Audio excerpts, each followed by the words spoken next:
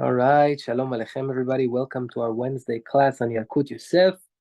We are still on the topic of Netilat Yadayim. We're going to dig a little bit more into that today. So the next topic is the chiyuv of Netilat Yadayim for women. And the Yalkut Yosef tells us, chiyuv Netilat Yadayim ugam al nashim. Women are obligated just like men. Why? Because you may think that a mitzvah that has to do with time, a positive mitzvah, mitzvot aseh, that has to do with a certain time, then women are exempt from them, like Sukkot, etc. However, it says no, this is not considered a mitzvah that is dependent on time, and therefore women also say a bracha right before they dry their hands, right? And women can also say it. Let's say they did the netilah, then they ran and took care of the kids. They never said the bracha. They could read when they read Birkot HaShachar later, when they want to pray and they want to read all the Birkot HaShachar, they could do the Netilat Yadayim then. It doesn't have to be tied to the bracha like us, even though even for men there's a leniency. Some Ashkenazim, that's their custom. They come, they say it in the Bet Knesset. But ideally, it should be done right when you do the Netilat Yadayim. That's the best point. Now he's going to talk about the children. Yesh lechanech et banav haktanim litol yadayim. Even little children that don't have bar mitzvah yet, right? So you could say they're exempt from mitzvot. However, we have the mitzvah of chinuch, and this is a broad category. Chinuch, educating. A lot of mitzvot our children don't really need to do, but we are teaching them to educate them so that when they get older, then it's already built into them. But we'll get deeper into that soon, Bezat Hashem. You'll see when it comes to the tum'ah on the fingers in the morning, if a child has it, if he doesn't have it, we'll see, Bezat Hashem. And he says, also teach them to say the beracha. I used to be scared to say the beracha with my children because I'm saying Shem Hashem. But I heard Rabbi Mansour once explaining, no, when you are teaching, you're allowed to use Shem Hashem. Fully say the beracha, Baruch, Ata, Ado, you say the whole thing, Elokeh. And they say word for word, they learn that they have to say beracha for Netilat Yadayim, Baruch Hashem.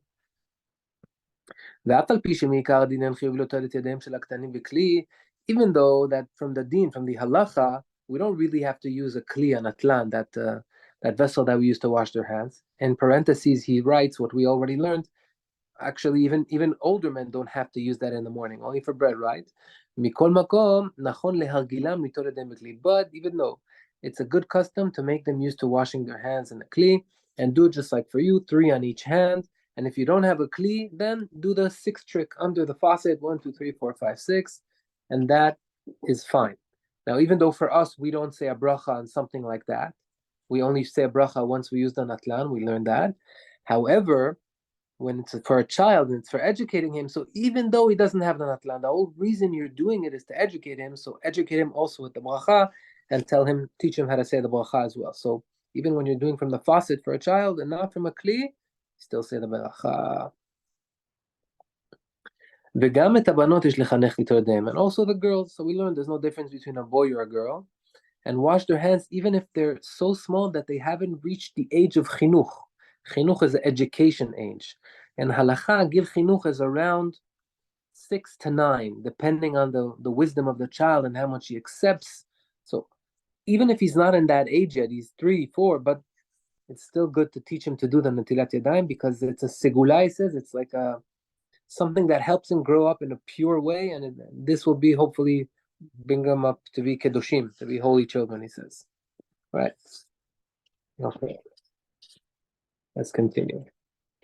Now, regarding washing your hands on the floor. So the halacha here is going to say how there's a problem to do the Netilat Yadayim on the floor. But I'm reminding you there's a difference between the floor nowadays and the floor back then. Back then, they didn't have tiles on the floor. The floor was sand, was mud. So it's a little bit different. So let's see. Don't wash your hands on the floor where people pass by. So this could still be relevant to today. Someone's camping and he's doing Netilat Yadayim in the morning, and he gets out of the tent and he does the netilah on the pathway where everybody's passing on the ground. He says, no, don't do that, because wherever people are going to step on it later, it's not good for them. And therefore, he gives an example. Those that sleep in a sukkah, and they do it in their garden, let's say. So you wake up in the morning, don't do netilah on the garden in the area where the kids are going to come play later, right? Because that water has some sort of tum'ah that it collected from our hands. Don't let anyone walk on it. Ve'omnam, But if he still did it, it still counts as netilat yadayim. It's a legit netilah. The only problem is the water on the floor right now. But the netilah is sufficient. So even if you did it, it's okay. Now something that's relevant to us. In our kitchen, I come to a lot of people, they like doing the netilat yadayim of the morning in the kitchen because they say in my bathroom I can't say beracha. So they get dressed. They first wash their hands 6 times to remove the tumah without a beracha. They get dressed, whatever. Then they go downstairs to the kitchen or whatever it is. They do a netilah. Now what happens if these impure water go into that sink? Is it a problem for the sink or even more so? The children are eating from these bowls. Tomorrow they're going to have a meal with these bowls and they're in the sink. I'm doing netilah on those bowls. So he says, lekatchila, יש להיזהר to remove. Don't do it on the vessels, on the bowls in there. Move them out and do the netilah. That's the best way to do it because there's ruach ra'ah. There's like an evil spirit on the water and it's going to go into the vessels. But if he did it already, it's okay. Just wash the bowls very well. I guess today it's not so common that someone's going to eat from the bowl if it's not washed well anyway. But if the certain circumstance would be that someone put a bowl that he's still going to use in the sink and you washed on it, then be careful to wash it very, very well before you reuse it. And he says here again, לכן אותם ישנים בסוכה ונותנים להם שחרית לתוך כלי ולפעמים הכלי מתמלא במים, כשלוקחים את נשפך ממנו מעט על הקרקע, צריך לשפוך על הקרקע ההיא מים טהורים. Listen to this case. A guy wakes up in the morning in the sukkah, he's at netilah. He doesn't want to do it on the floor, so he has a bucket and an atlan, and he pours from the natlan into the bucket. Perfect, no problem. Now he's running this bucket home. On the way, while he's running the bucket, drops are falling on the floor. He says wherever those drops fell, sponge them, clean them so that the people that are going to pass by later aren't going to step on it. All right? But if it's already a place that is with tiles, that's what we were talking about, then it's enough to clean it. Just, wipe it with like a towel or something like that. But if it were on the mud where kids are playing, then the way to be mevatelet, so that to cancel that water that's in there, is by pouring pure water on top of that impure water, and that's like a purifying system. If by any chance you're doing it on the mud, then pour some pure water on top of that. He says, however, don't think that you're forbidden to wash your hands in vessels. The main vessel that we use is a sink, and he says, of course, that's perfectly fine. Wash your hands in the sink. But if you're gonna, peel eggs in that sink or put fruits in there to wash them, and they're gonna be standing on the water, so before you put them in, wash that area well so that the drops of that ruach tum'ah, the ruach ra'ah that's on your fingers, is not going to transfer to the fruits. All right, as we said before, when you do netilat yadayim in the morning, the bracha should become, when do we say the bracha? After or before we dry our hands, Steve? Remember? After we wash, before we dry our hands. Before we dry our hands, yes. Right, meaning check the extra water off. Yeah, but the bracha is on the niguv, meaning you say the bracha and then you do the niguv, then you do the wipe. Before you dry. Exactly, before you dry. Oh, I didn't welcome everybody. Forgive me, I'm on my phone, but I just slid and I see all the faces. So hello to Simon, to Mickey, to Ilan, to William. I don't know if there are more here. All right, Baruch Hashem, Bruchim habayim. Okay, so now it's important to do the beracha over le'asiyatam. Over le'asiyat means don't wait a long time from the minute you washed until you said the beracha. You wash, you say the beracha, and then quickly dry your hands. All right, like someone says a beracha on a fruit. Baruch atah Hashem, borei pri ha'etz. You can't wait now 10 minutes and then take a bite. Right away, you should take the bite. There's a case that stands out is what we mentioned earlier with the women, that if they want to, they could do the netilat yadayim when they read birkot hashachar. That's not tight. That's not over l'asiyatam. With that, there's a leniency. But ideally, the second you say the beracha, boom, you dry your hands right away. Sorry, is there any kind of hefsek as far as speaking or anything between the two, or like if you have to wash again and then say the bracha if you speak, or it doesn't exist? So yes, meaning just like any other beracha, a speaking would be an hefsek. I know that that's the case for bread, so I'm assuming it's the same din for the morning water. I didn't hear that there's a chiluk, so I'm assuming it's the same halacha. But I Which also heard means once that for bread though, it has to do not from the washing to when you eat the bread. It's from when you say amotzi to when you eat the bread. okay, but you are allowed to talk between the netilat yadayim and the bread is true. But the stuff that you're talking about, that you're allowed to talk about, should be only from stuff that have to do with the seudah. Bring salt, Right. bring me this. Even though in between, even if you did hamotzi and now Yeah. there's no salt on the table, hamotzi lechem min haaretz, you're allowed to say, bring me salt. It's true that Rav Ovadia says that b'diavad, if someone spoke between the netilat yadayim until he said hamotzi lechem min haaretz, then okay, depending on the case, but if not too much time passed, then there's a. But regarding over here, there's nothing that you're waiting for. Meaning, the only way to apply this bracha is by doing the niguv al netilat yadayim. That's what makes the bracha happen, by drying your hands. So let's say there's no towel. You're looking for a towel, and you said the bracha already. Is it a problem or no? I think he regards that as certain. No, it's not a problem. Try to dry your hands. Earlier we learned that you're allowed to dry your hands.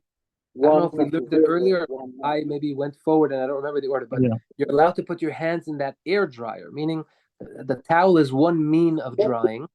If you don't have that towel, then you could air dry them. If you don't have that, then try to remove the water from your hands as fast as you can. Of course, we're not going to prevent you from saying a bracha because of that. Okay. V'gam Rabbeinu Ari says, also Ari HaKadosh, whenever they say Ari HaKadosh would also agree to this because he's Kabbalistic. Sometimes the Kabbalah and the Pshat, we are learning on face value. Sometimes it doesn't, they're not in the same place. Over here, everybody agrees that the right place to say the beracha is before you wipe your hands. Between the beracha and the wiping, right after you wash your hands, that's the point of saying the beracha and then wiping. Okay. Excuse me. And he explains why. Because the ruach ra'ah, that evil spirit, we keep on calling it, the ruach ra'ah, removes itself after you did the netilah 3 times. And only then you're able to say the netilat yadayim. And he says here in parentheses that the language netilah means that because basically he's saying the mitzvah is not complete until we dried our hands. As long as our hands are not dry, so Ilan, this goes back a little bit to what you said, that it's not complete, at least in the ideal way, until we dried our hands. You brought another issue, what if I don't have? But that's the ideal way.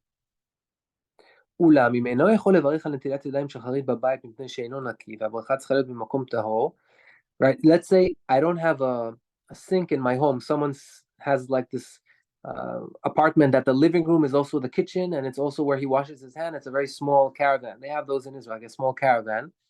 And the bathroom is there also. So he can't say al netilat yadayim in his house. He has to wait until he leaves, right? You're not able to do it in that room. So what do? He says in that case, yevarech le'achar niguv.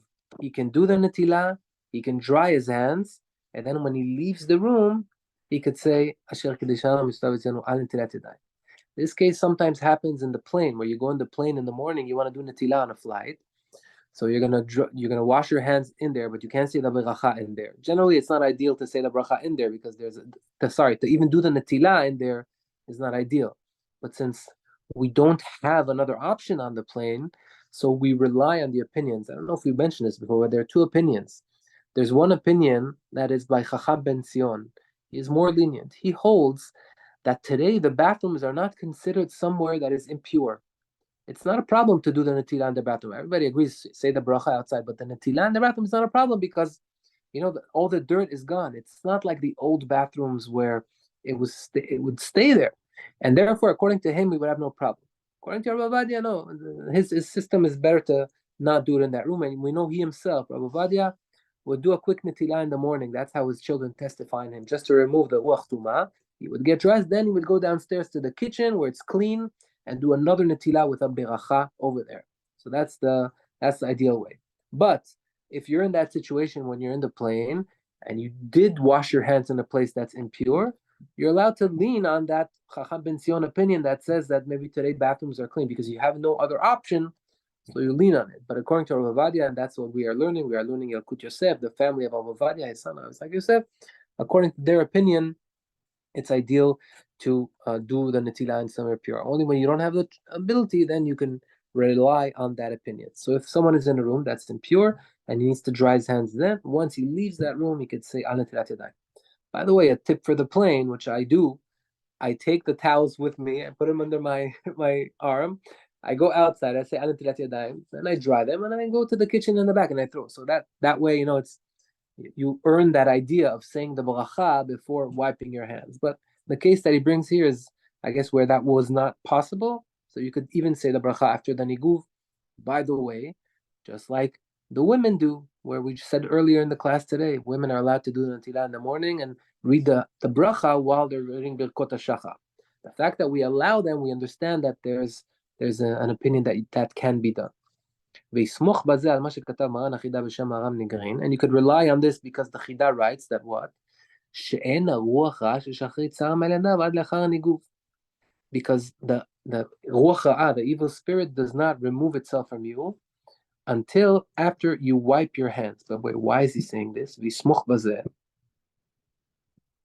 the bracha needs to be somewhere pure, and therefore why do we need to lean on this opinion? Since there is an opinion that the only way to say is a bracha, we don't go by this opinion, but there's an opinion that says that the only time you could say bracha is after you wipe and dry your hands. Why? Because as long as you didn't dry them, the drips of the impurity are still on you, and therefore you can't say bracha. Again, we don't hold like this. But since there is an opinion like that, the reason we allow to say a bracha, that's what he's mentioning. Why are we allowing you to say a bracha? You only have to say it before. No one says, I don't know, takes a bite from an apple and then says, right? You have to do it before. No, but there's an opinion that says that the real point of where you need to wash your hands is after, because the drips are still on your hand and they're impure. We don't hold by that, but because of that opinion, even if you dry them, you could say the bracha. He says, umikol makom. However, ideally, even if you had to dry your hands first, but keep the bracha as close as you can to the time where you washed your hands. All right. וכשאין לו מגבת לנגב את ידיו, Ilan, look. וכשאין לו מגבת לנגב את ידיו, if he doesn't have a towel to wipe his hands, יכול לנגב הידיים במכשיר לניגוב ידיים הפועל על הזרמת אוויר חם. You could use that hot air system to dry your hands. Okay. Any comments here? No, okay. Now, אם נטל ידיו ונסתפק עם ברך, what happens? So, I've asked Steve so many times, so maybe now we ask Simon. Simon, you ready for your question? All right, don't worry, it's not hard. The question is, whenever we have a doubt, do we say a baracha or do we not say a baracha? I would say we don't say a bracha. Very good, you've been listening. Safek bracha. Yeah, Safek brachot le'akel. Safek brachot le'akel. Whenever we have a doubt, then we don't say the baracha, right? If it's something from the Torah, so whenever we have a doubt, we say, right? Because like someone doesn't remember if he said Birkat HaMazon. Birkat HaMazon is one of the only brachot, if not the only one, depending on the opinion of Birkat HaTorah, also from the Torah, but Birkat HaMazon is from the Torah. V'achalta v'savata uverachta. You have to say a bracha. So if I ate and I got full, I have to say a bracha. By the way, the first brachot are from the Torah. What was after Uvnei Yerushalayim is already not from the Torah. So if I have a doubt, if I said Birkat HaMazon and I don't remember, I repeat it, but just until the part with Uvnei Yerushalayim, that part was from the Torah. But over here, this netilah is only from Chachamim. And therefore, if I have a doubt, if I did netilah and said a bracha, or I did not say a bracha, you don't have to say a bracha, because safek berachot le'akel. When we have a doubt, we don't say another bracha. All right, now what happens? Im shachach litol yadav ve'avar v'itpalel shacharit. I forgot to do netilah. I was caught up. They called me here, there, whatever. I went to Kanisa. I prayed shacharit. Now I finished shacharit, and oh my God, I never washed my hands. What do? Do you have to repeat the tefillah? He says no. B'di'avad, if it already finished, then you don't have to repeat the tefillah. He says if you want to be strict on yourself, you can do a tefillat nedava. Now let's give a minute to explain what is this tefillat nedava. Nedava means a gift. When a lot of the times in halacha, when we have a doubt, if we need to do something or not. We say, you know what, let's do this as a gift. And we put like some sort of a stipulation in our head. Hashem, if I owe this to you, then let it be for what I owe. If I don't owe it, then accept it as a nedava, all right, as a gift. That's something that you need to have in mind. There's certain times where you're not allowed to give a tefilat nedava, like on Shabbat, but during the week you're allowed to do a tefilat nedava. So if I don't remember, if I prayed mincha, and now Arvit is coming, halachically, if you didn't pray one tefillah, you have to pray the next tefillah twice. So I don't remember. What do? Say like this: Hashem, if you first play Arvit normally, a regular Shemon Esrei, you finish that Shemon Esrei, then you say, Hashem, if I need to pray again, then I'm praying again for Mincha right now. Tashlumin, it's to complete what I missed. And if I did pray and I don't always use this tefillah, let it be a nedava, a gift to you, and then you pray again. But something important that we should know, nedava is not a regular tefillah. You have to have something that you did not have in your last tefillah, which means in this Amidah, when you get to Shema Kolenu and you start asking Hashem for the soldiers of Israel and for the health of this and that, all the things that you want to ask in Shema Kolenu, mention something that you didn't mention in the tefillah before. Because when it's a gift, you have to show something new.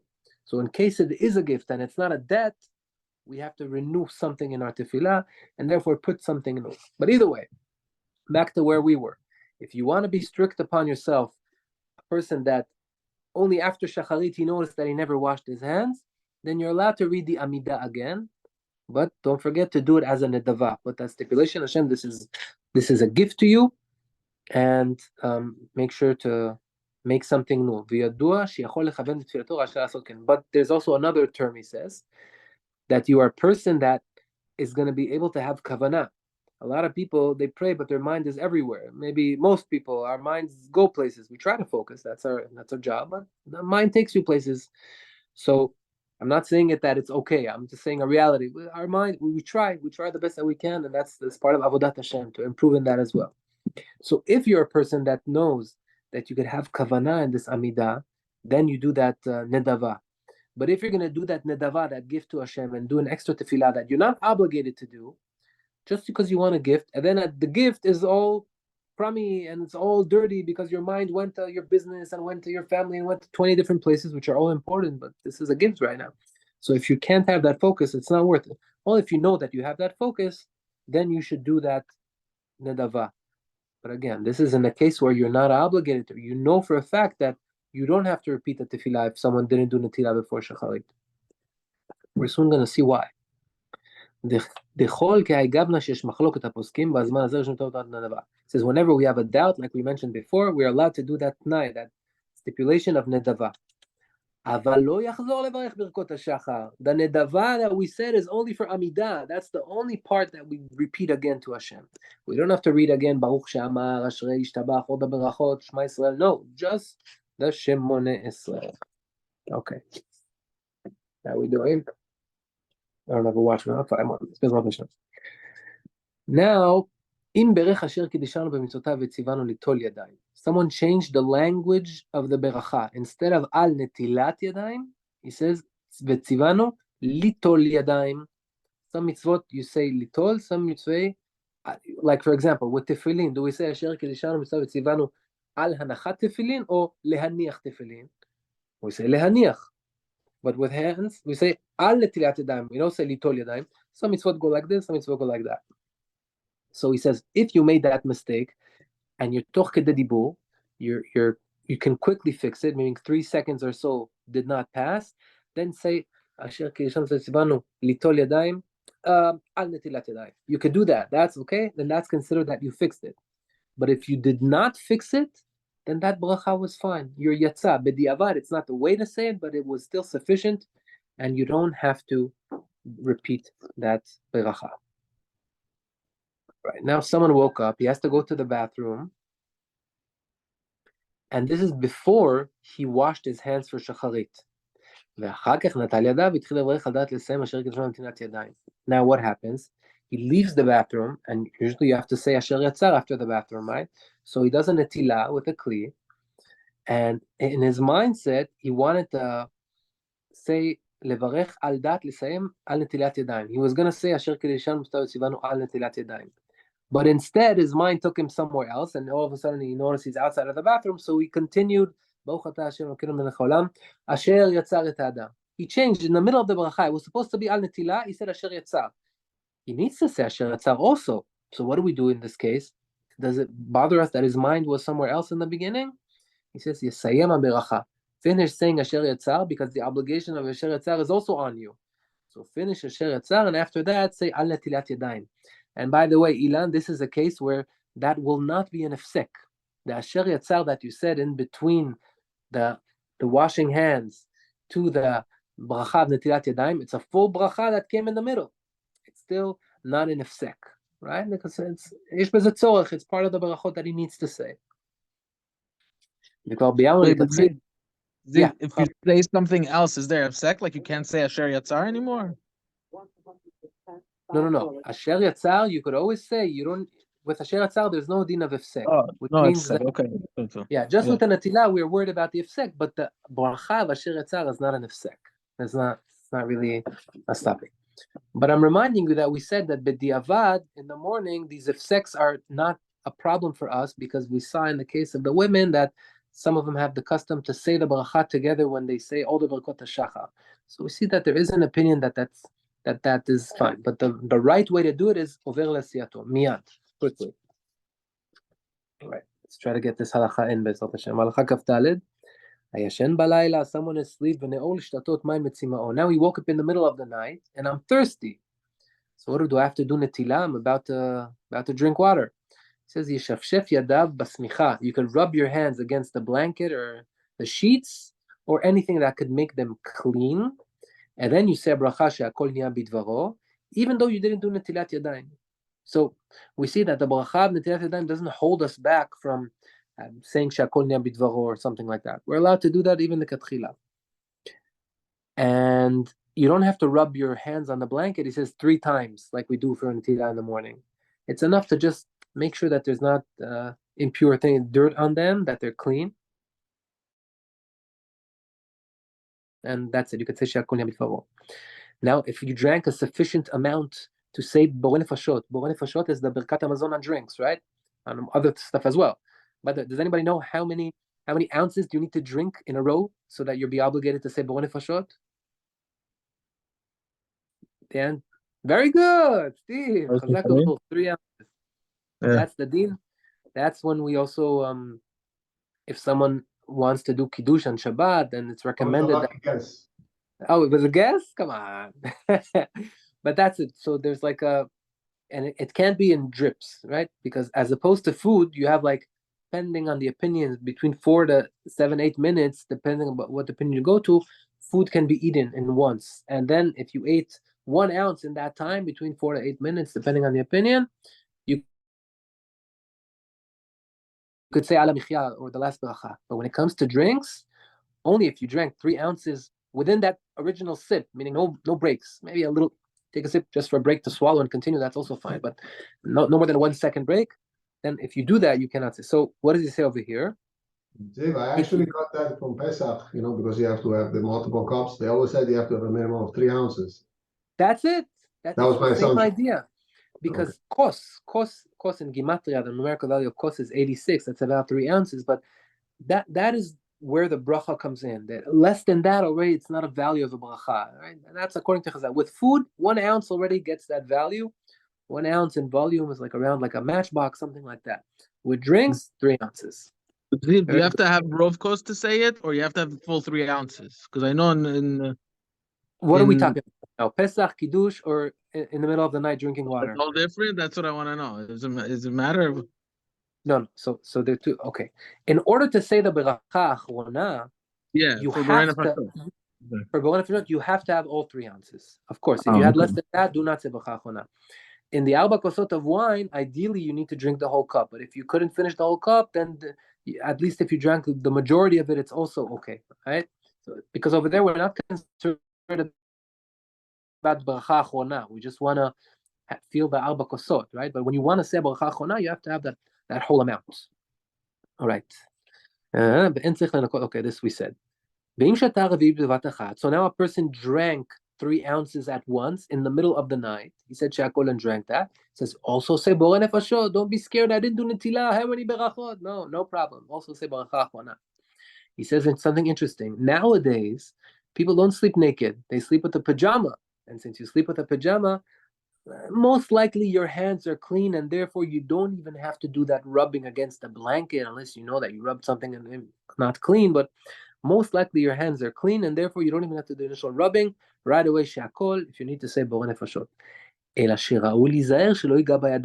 However, don't touch the water with your hands, meaning if it's like a bucket of water and you're going like that to drink, that's a problem because your hands are making direct contact and they're not, even though they don't have dirt on them, but the impurity is laying on them, the ruach ra'ah, and therefore that's not good. But if you have a bottle, no problem. Uvi me'akaitz, let's just, I know we're close, let's just finish this halacha be'ezrat Hashem. Oh, time's up, mechila. Let's just finish this halacha. Uvi me'akaitz, in the summer days when it's very hot, and atzavar she'achaluk patuach, and people, even though they sleep with a pajama or a robe, but it's open, and usually people, they're sweating and they touch places with their hands. So a person like that, he does have to rub his hands against the blanket because most likely we're sweating. Sweat is considered dirt in halacha. Therefore, you have to clean it off you. So do that rubbing thing and then say the beracha. And some hold, and we'll conclude with this idea, sheyarhera beracha belibo. You don't have to say a bracha. Saying the bracha in your mind is sufficient. You know who says that? The Rambam. And it's a very good thing that we use in halacha. Whenever we have a doubt, should I say a bracha, should I not say a bracha? You say, you know what? I'll say it in my mind. That way, I didn't verbalize Hashem's name in case it's in vain. But according to the Rambam, it's considered like I did the bracha, so I'm covered. So he says that's what some people say. You want to drink from the water, you didn't wash your hands, just have it in your mind, and then you could drink. He says, but this is not the ideal way. Another opinion says, before you go to sleep, take a sip of water, say shakol, and then you know you're going to wake up in the middle of the night and have a kavanah that everything that you're going to wake up in the middle of the night is going to be with that beracha. He said, that's not exactly the ideal way of halacha. Our way of halacha is we are allowed to say the beracha even though we didn't wash our hands. But if someone ended up doing that, he said in his mind, I'm just going to say shakol in my mind. Now he learned, oh, you know what? Rav Yitzchak Yosef says, no, I shouldn't say it in my mind. I should verbalize the beracha. He says, okay, but since you already said it in your mind and drank, now don't verbalize again, because that may be like as if you said it twice.